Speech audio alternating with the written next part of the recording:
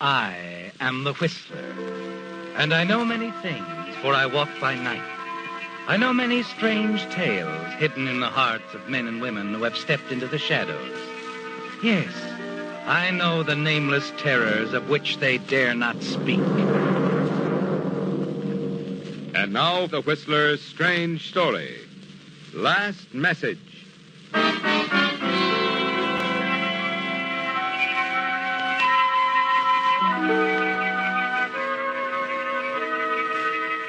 Only a few days before, Dave Leonard had told himself that there was no place quite like San Francisco. It was thrilling to be a part of it. The hills, the bay, the clanging cable cars. Only a few days before, Dave had been happy with his job, his surroundings, his home, and his wife. And now suddenly that was all changed, wiped away somehow. The city was a frightening place. His job, something that was threatened. His home, his wife, and things that he must give up, be put behind him as rapidly as possible, lest they be threatened too. And that was why Dave walked down Geary Street and across Powell to the airline's office. Inside, he approached the ticket window and asked for space on the very next plane for Los Angeles. Here you are. 1346. Thank you. Is the flight on schedule? Will I be able to get away soon? The limousine for the airport will be loading in 20 minutes, Mr. Leonard. Oh. You'll be on your way by, 4:30. 4:30, good. Now, Hello, Dave. You going somewhere? Yes. No, I don't think that's such a good idea, do you? Would you mind refunding Mr. Leonard's money, please? What? He isn't going anywhere. He's changed his mind. But... Right, Dave? Aren't you staying around so we can talk some more? Yes. Yes, he's right. Forget the whole thing. Whatever you say, sir.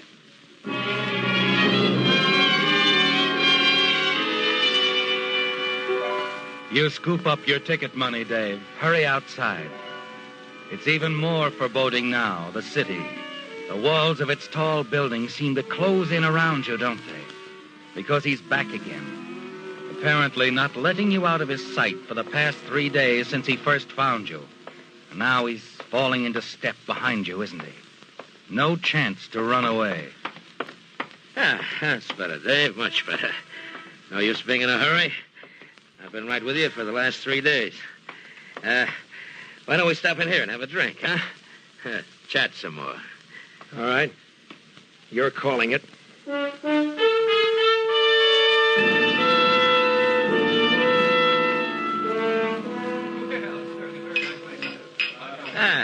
It's good bourbon, huh, Dave? Oh, you haven't touched yours. Get to it, will you, Tommy? What do you want from me? Why have you chased me all the way across the country? Who sent you? Easy, Dave, easy. None of the old bunch even knows you're alive. Honest, I ran onto you quite by accident. I don't believe It's it. true. Except for an accident, I'd have gone on like everybody else, believing exactly what it says on those New York police records. What the paper said at the time. Let's see, how did it go? Man leaps to death from River Bridge. Stop it. You didn't do it at all, did you? Just made it look that way. A note you left, into your coat, a fake. I couldn't get any place as Marvin Knowles, Tommy. A man with a record isn't always welcome. You served your time. It didn't seem to make any difference. Okay, so you got away with it. Working out pretty nice here, I understand, huh? Good job, pretty wife. It's all over. Why? Because of you. No matter how you found me, Tommy, you have. That's all that's important. Nah, you don't have to change anything. I'll play ball. I'm trying to live decently, Tommy. Can't you understand? I've managed to these past 6 years. Almost 7, isn't it? Yeah, sure. Marvin Knowles will be legally dead soon. Nearly 7 years since you staged the big jump. Tommy, I'm not going to take this. I don't have to. Easy. Sit down. You know, you better think it over, Dave. The gang, they can play pretty rough. Maybe they think you talk too much. I didn't. You know that. Maybe not, but you know too much. Maybe they think you've already talked to your wife, that she knows too much. Well, if they could find Marv Knowles, they might like to silence him. Maybe his wife, too. Stop it. Yeah, of course you could go to the police, Dave. Cut your throat and mine and your wife's. I'm afraid it would cost you a lot more than your job. You see what I mean? Yes. I see what you mean. Then I think we understand one another. Well, I'll keep in touch, Dave. Let you know how and when you can help me, huh? Oh, and meanwhile, don't try to skip town anymore. You just might make me sore.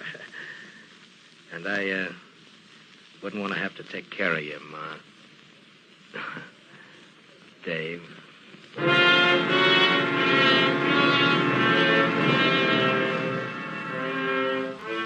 Yes, Dave, it's all changed. In the surprising arrival of one man, your old associate, Tommy Prentice. One man who can ruin your life, strike terror in your heart, cause the old familiar warmth and friendliness of the city you've come to love to turn into a chilled atmosphere of menace and despair. And back at home, you can't even bring yourself to talk about it to the one person who's brought you more comfort and understanding than you'd ever dream possible. Sue, if you don't mind, I don't want to talk anymore. Dave, there's something bothering you. I know it. Something's on your mind. No, there isn't. I'm just tired, that's all. Today, this afternoon, you left the office early, didn't you? You called the office? At 3 o'clock. You hadn't come back from lunch, the girl said. You shouldn't have called. Where were you, Dave? I was detained, a customer. Talked to a customer from noon until after 3? Maybe, what of it? Dave, is that all you're going to say? Please, Sue, I was out on business. Isn't that enough? You have to cross-examine me? I'm sorry. Oh, forget it, Sue. I didn't mean to... Look, I don't know what's wrong with me. What do you say we go out tonight, huh? For a walk or to a movie. Get our minds off it. Off what, Dave? Okay, so I'll go out alone. There must be some way to stop these questions. I'll be back when you see me.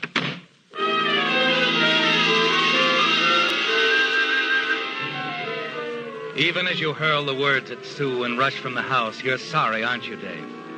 But your mind is spinning with confusion, question marks. The hours of walking the streets alone fail to provide an answer. Then as you start toward home again and the dismal sound of the foghorn moans in at you from the waters near Golden Gate Bridge, a thought does occur. A dread final thought, but something that could provide an answer. Another bridge gave you an answer almost 7 years ago, didn't it, Dave? And now, with everything you've ever wanted and worked for being threatened, you find yourself thinking of staging another such act. Only this time it would be for Tommy Prentice.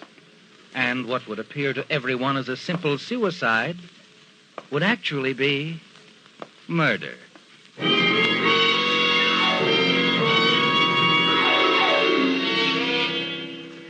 You're still thinking about it as you slip the key in the latch and let yourself into the house. And cross to the bedroom. Dave? Sue, I thought you were asleep. I couldn't. Not with you away. No, don't turn on the light. Sue, I'm sorry about this evening. I didn't mean any of those things I said. I know. Anyway, I'm not mixed up anymore. Everything's clear in my mind. I've been worrying unnecessarily. Everything's going to be all right again. And soon.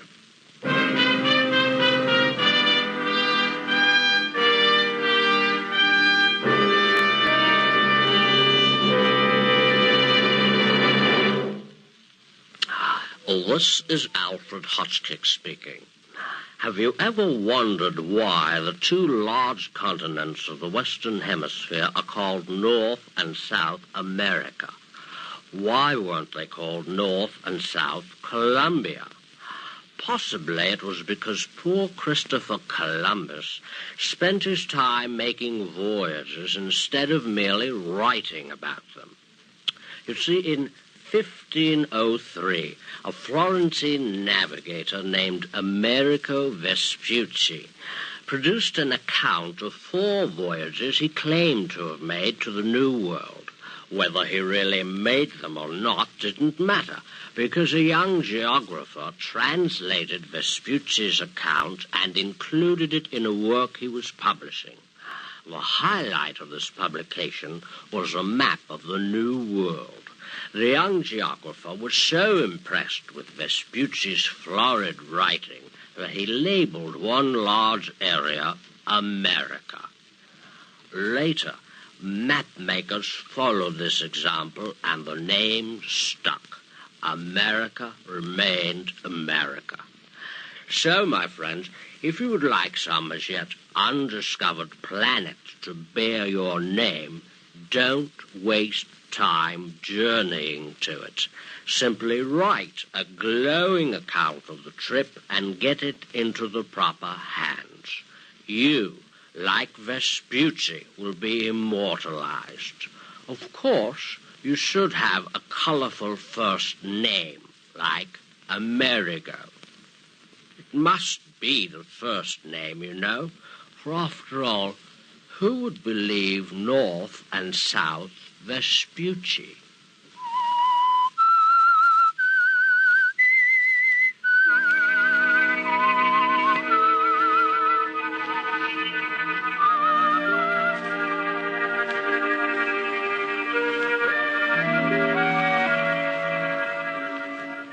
It changed everything, didn't it, Dave?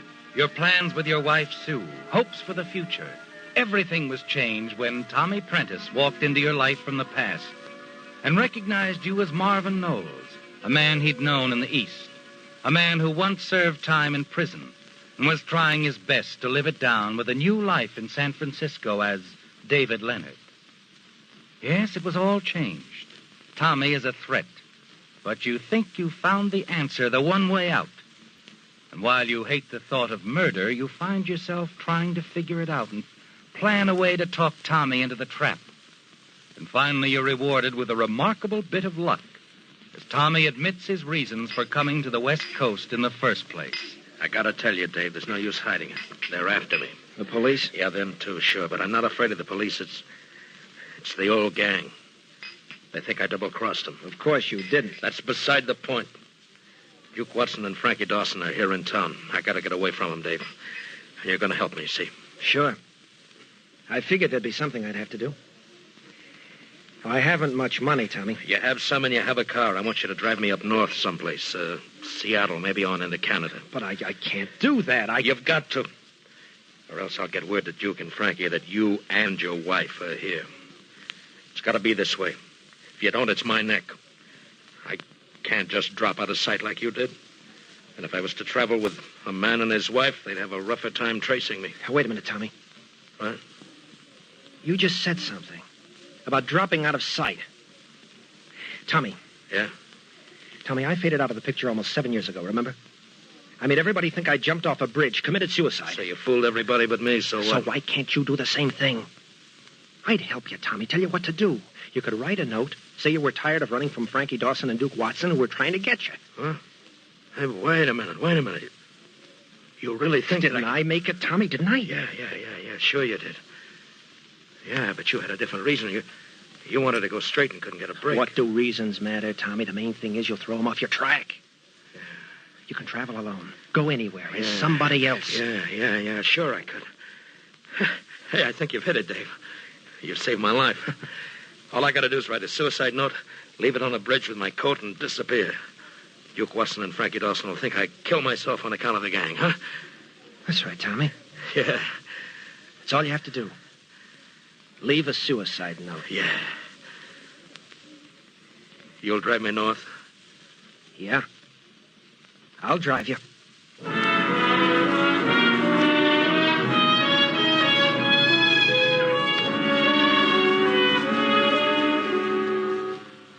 He's fallen into your trap, hasn't he, Dave?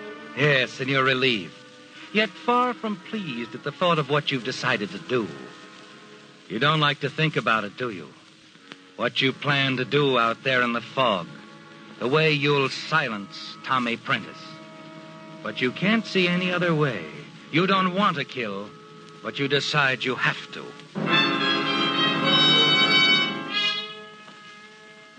That evening, you sit in the den, pretending to read the newspaper, struggling to conceal the panic and the terror mounting within you. Dave. Yes, Sue? I've been thinking, why don't we run down to Carmel for a few days? It would do us good to get away. Yeah, I suppose so. We could stay at the inn again. Remember? When was it? 3 years ago? Dave, you're not listening. What's the matter? Matter? Nothing. Something's been on your mind. Something rather serious, I'm afraid. Won't you tell me what it is? Really, Sue, it's nothing at all. We used to be able to talk over our little problems. Sort of iron things out together. Yeah. Dave, I suppose I'm going to sound awfully silly, but... Well, is there someone else?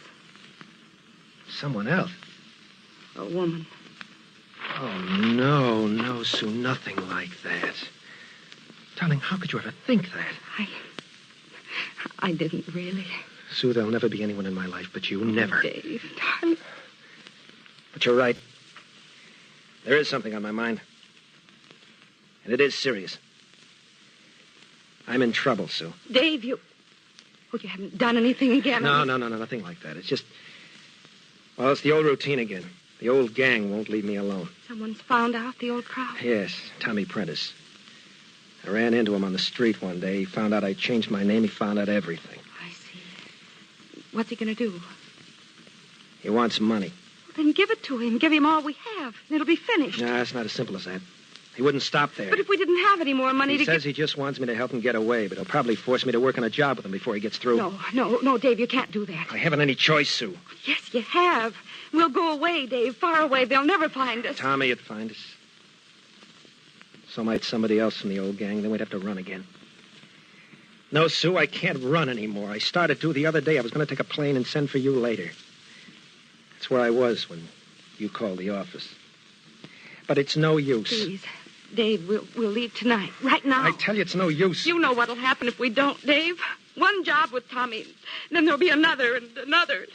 Some night I'll be called down to the morgue to identify. Sue, darling. You mustn't ever go back, Dave. You can't go back. But running away, it's just no good. It wouldn't work. It's our best chance, darling. Going somewhere else. What else can we do? What else? Yes. How else can you be rid of this man? There is a way. I've thought it all out. A very simple way. What? Oh, no. No, Dave, you couldn't do anything like that. You couldn't. No, I guess not. I guess I couldn't kill him. Even if I could get away with it. All right, sure. We'll run again.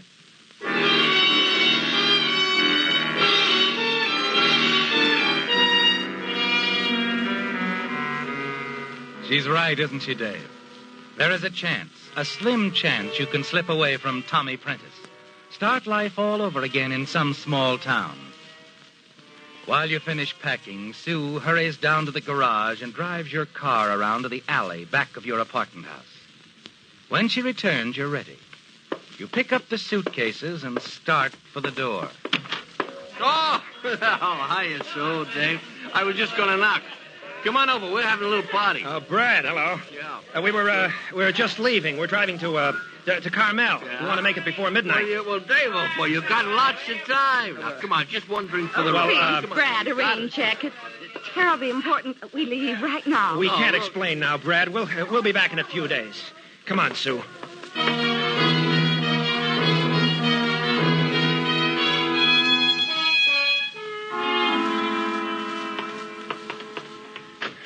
Get in the car, Sue. Up with the suitcase in the...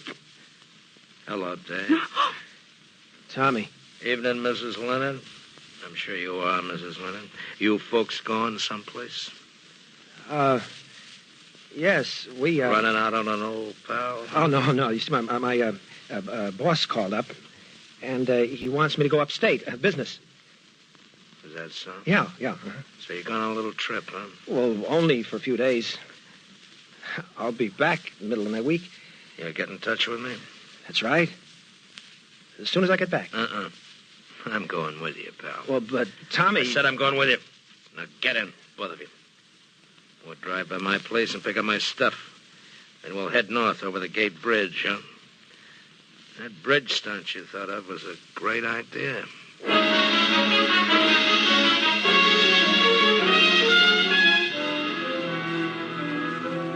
It's no use, Dave. You'll never be able to run away from Tommy Prentice. You're certain of that now. As you drive across town, you glance over at Sue from time to time, sitting next to you, staring straight ahead, her face tense. And you know she's struggling to hold back a flood of tears. Hatred within you grows. Hatred for the man in the back seat of your car. And hatred toward yourself for what you've done to Sue. Finally, you bring the car to a stop in front of Tommy's boarding house. Okay, folks, I'll get my stuff. Be right out. You'll wait, huh? Yeah, we'll wait. Just make sure you do.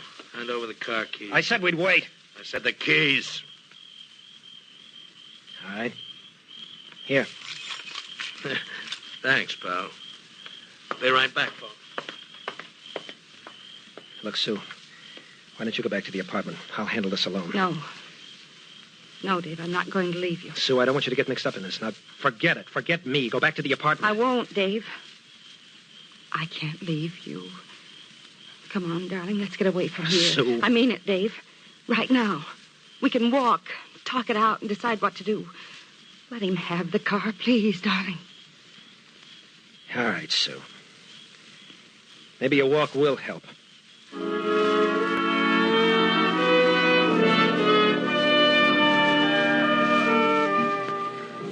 You wander along the streets. Sue clings tightly to your arm. And somehow the two of you talk it out, don't you, Dave? Yes, you walk for hours trying to make up your mind. And finally, quite late, you begin to come to a decision. We'll go to the police, Dave. Have Tommy Prentice arrested. Let your past come out. The only right way out of this. There's more to it than that, dear. Even if I went to the police and they got Tommy, he'd find a way to let Duke and Frankie know who I am, where I live, that I'm here. They think I know too much. And what's more important, they figured I told you too much. You realize what that means, don't you? Yes. But I'd prefer to take a chance on anything than have you on the wrong side of the law. You'd risk being killed? Yes.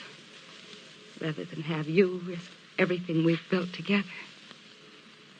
You're wonderful, Sue. Not wonderful. I just believe in you. Come on, darling. We'll go to the police. Tell them everything. All right, Sue. All right, let's find a police station.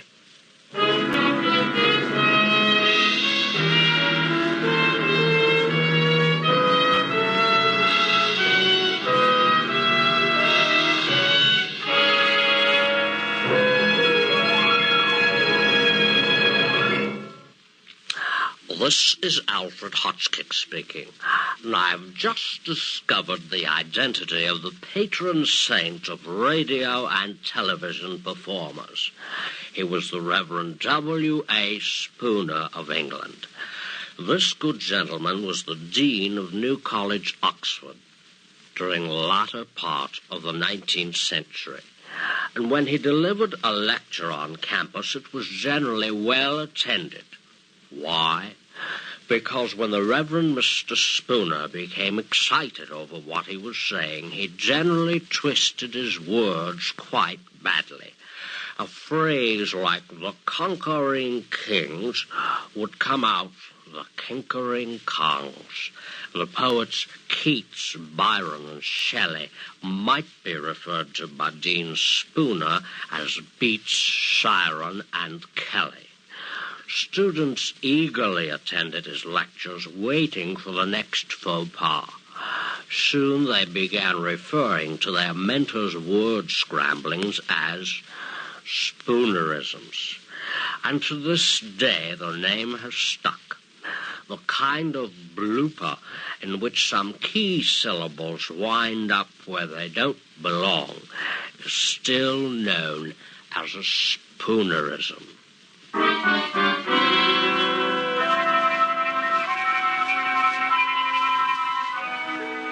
You've made your decision, haven't you, Dave? Yes, you can't run from the past, from Tommy Prentice. And you can't kill him either. So you're going to the police. You're going to tell them everything. Tell them about your fake suicide in New York 7 years ago, that you're not David Leonard, but an ex-convict named Marvin Knowles. You're certain it will mean the end of everything for you and your wife, Sue. But you've made up your mind there's nothing else you can do. And now, after hours of walking along the city streets and talking things out, the two of you step into a police station and approach the officer at the desk. Sergeant? Oh, what can I do for you, sir? My name is David Leonard. Well, that is, since I arrived in San Francisco... Leonard. Oh, yes, David Leonard. Yeah. Got the report right here. Stolen car. I hope you had that insured, Mr. Leonard. What? It's pretty badly smashed up, I'm afraid. Well, I don't understand. Well, it happens there was quite a gun battle over in the Mission District. A couple of strong-arm boys tried to kill a man by the name of Tommy Prentice, who was driving your car. Dave. I guess he must have stolen it. Anyway, he wrecked the car trying to get away from those strong-arm boys. Did they get away? No, we caught him. Block away from the shooting. A couple of hoods from back east. Frankie Dawson and Duke Watson. What about the man that stole my car? Prentice. Prentice? Died on the way to the emergency hospital. Prentice is dead? Yes, ma'am. And your husband's car is a wreck. I'm awful sorry. Oh, it's all right. We don't mind the car. No, we can always get another car. The funny thing about those guys trying to kill Prentice, they didn't know he was going to commit suicide anyway. They'd have avoided a murder rap if they had.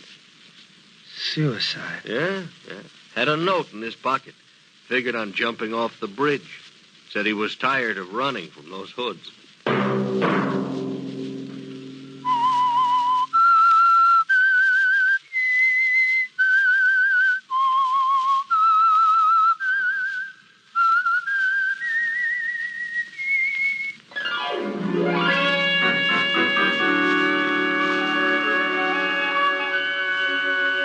Featured in tonight's story were Bill Foreman as the Whistler, David Ellis, Virginia Gregg, Bill Conrad, and Larry Dobkin. The Whistler was produced and directed by George W. Allen, with story by Joel Malone, music by Wilbur Hatch, and was transmitted overseas by the Armed Forces Radio Service. The Whistler was entirely fictional, and all characters portrayed on The Whistler are also fictional. Any similarity of names or resemblance to persons, living or dead, is purely coincidental.